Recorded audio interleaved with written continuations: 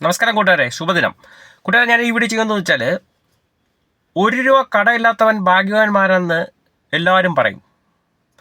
നമ്മൾ ഈ നെഞ്ചിൽ 5 മുടിയില്ലാത്തവൻ വഞ്ചകൻ എന്ന് പറയും പോലെ, ₹1 കട ഇല്ലാത്തവൻ ഈ ലോകത്തെ ഏറ്റവും വലിയ ഭാഗ്യവനാണെന്നാണ് എല്ലാവരും വിചാരം. പക്ഷേ ₹1 കട ഇല്ലാത്തവൻ മടിയനാണ്, സ്വാർത്ഥനാണ്, പിശുക്കനാണ് എന്ന് ഞാൻ പറയും. കാരണം എന്താ വെച്ചാൽ, എനിക്കറിയാമെന്നുള്ള കുറച്ച് ആൾക്കാർക്ക് ₹1 കടയില്ല. നിങ്ങളൊന്ന് ആലോചിച്ച് നോക്കേ. ഇപ്പോൾ എനിക്ക് 20 ലക്ഷമായിരിക്കും, നിങ്ങൾക്ക് 50 ലക്ഷമായിരിക്കും, 10 ലക്ഷം കടമുള്ളവരുണ്ട്, 5 ലക്ഷം കടമുണ്ട്, കോടികൾ കടം ഉള്ളവരുണ്ട്. എങ്ങനെ കടം ഉണ്ടായി? ഒന്നീ ബിസിനസ് ചെയ്തിട്ടുണ്ടാവും, അല്ലെങ്കിൽ വീട് വെച്ച് അങ്ങനത്തെ കടങ്ങൾ. ഒരു എഫർട്ട്, ഒരു മനുഷ്യൻ എന്ന രീതിയിൽ ഒരു എഫർട്ട് എടുക്കുന്നവനാണ് യഥാർത്ഥത്തിൽ ധീരൻ.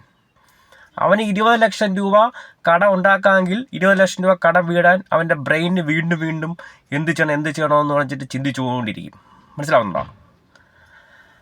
അതായത് ഈ ₹1 കടയില്ലാത്തവന് മനസ്സമാധാനവും കാര്യങ്ങളൊക്കെ ഉണ്ട്. അവ 1000 രൂപയ്ക്ക് ജോലിയും, 500 രൂപയ്ക്ക് അവൻ 1/2 ലിറ്റർ എടുക്കും, 500 രൂപ വീട്ടിൽ കൊടുക്കും. അവന് സേവിങ്സ് ഇല്ല, സമ്പാദ്യമില്ല, അവൻ്റെ ബുദ്ധി വളരില്ല. അവൻ എന്നും രാവിലെ എണീക്കുന്നു, ജോലിക്ക് പോകുന്നു, ശമ്പളം വാങ്ങിക്കുന്നു, അങ്ങനെ അവൻ്റെ ആക്ടിവിറ്റീസ് അവൻ ഇങ്ങനെ തുടർന്നുകൊണ്ടേയിരിക്കും. പക്ഷെ അവൻ സുഖമായിട്ട് തുടങ്ങും, ₹1 കടമില്ല. അവൻ്റെ ജീവിതം അവൻ ജീവിച്ചങ്ങ് തീർത്ത് ഈ ഭൂമിയിൽ നിന്ന് അങ്ങ് പോകും. ആർക്കും ഒരു പ്രയോജനവും ഇല്ല.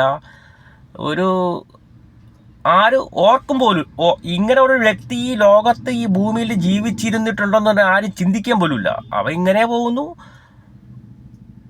കുറേ വർഷം ജീവിക്കുന്നു, അങ്ങ് പോകുന്നു. പക്ഷേ അവൻ്റെ ഫാമിലിയോ അവൻ്റെ കുടുംബത്തെക്കുറിച്ചോ അവൻ ചിന്തിക്കുന്നില്ല. അവൻ്റെ മക്കൾ ഭാവിയിൽ അവന് എന്തൊക്കെ ആക്കണം, ഒരു ചിന്തയില്ല. പണിയുണ്ടോ, പണിക്ക് പോകും, പണിയില്ലേ വീട്ടിലിരിക്കും. എന്നാലും അവൻ്റെ ബുദ്ധി, അവൻ്റെ മെമ്മറി ഒന്നും പ്രവർത്തിക്കില്ല. അതുകൊണ്ട് ഈ ₹1 കടയില്ലാത്തവന്മാരെ നല്ലവനെന്ന് പറയില്ല, സമാധാനം കിട്ടുമെന്നൊക്കെ പറയും. പക്ഷേ ഞാൻ സമ്മതിക്കില്ല. നമ്മൾ ഈ ഭൂമിയിൽ ജനിച്ചു, അല്ലെങ്കിൽ ജീവിച്ചു, ഉണ്ടാക്കുന്നില്ല, നമ്മൾ എഫർട്ട് എടുക്കണം.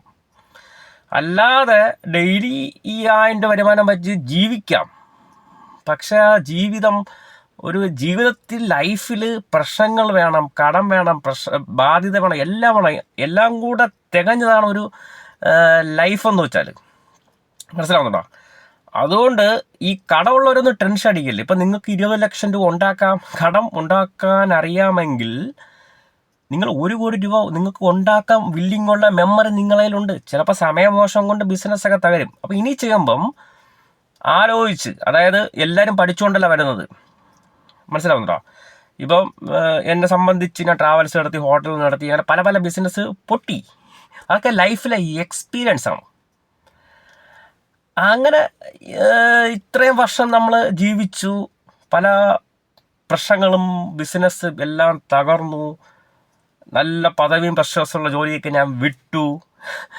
വീണ്ടും പുതിയ മേഖല നമ്മൾ തേടി പോകണം. അല്ലാതെ നമ്മൾ വീട്ടിൽ കൊണ്ടാരും തരില്ല. അത് ചിന്തിക്കുക. ഒന്നുമില്ലെങ്കിലും ഇപ്പം യൂട്യൂബ് ചാനൽ എനിക്കുണ്ട്, അതെൻ്റെ മക്കൾക്ക് കൈമാറാം. ഫേസ്ബുക്കിൽ മോണിറ്റൈസേഷനായി, അത് മാറാം. ഇപ്പം എൻ്റെ കാലശേഷം ഞാൻ പറയുന്ന കാര്യങ്ങളാണ്, എക്സാമ്പിളാണ്.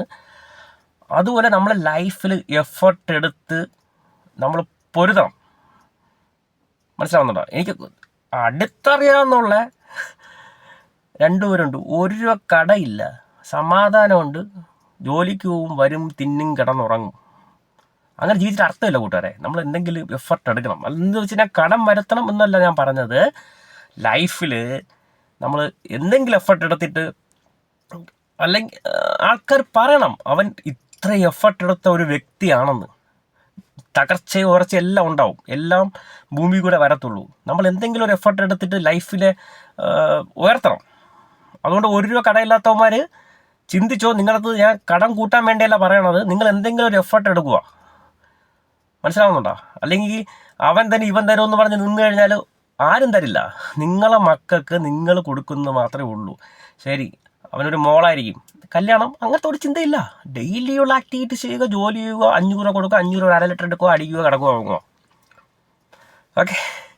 അപ്പം എല്ലാ കൂട്ടുകാർക്കും ശുഭദിനം. നല്ല മാത്രം ചിന്തിക്കുക, നല്ല മാത്രം ചെയ്യുക, നല്ല പ്രവൃത്തികൾ ചെയ്യുക. വാരി വലിച്ച് ക്ഷേത്രങ്ങളിലോ പള്ളികളിലൊന്നും കൊടുത്തിട്ട് ഒരു കാര്യമില്ല. പറ്റുമെങ്കിൽ വിശക്കുന്നതിന് ഒരു നേരത്തെ ആഹാരം വാങ്ങിച്ചു കൊടുത്തു കഴിഞ്ഞാൽ പോലത്തെ ഒരു പുണ്യ പ്രവൃത്തി ഈ ലോകത്ത് ഒന്നുമില്ല. Thank you.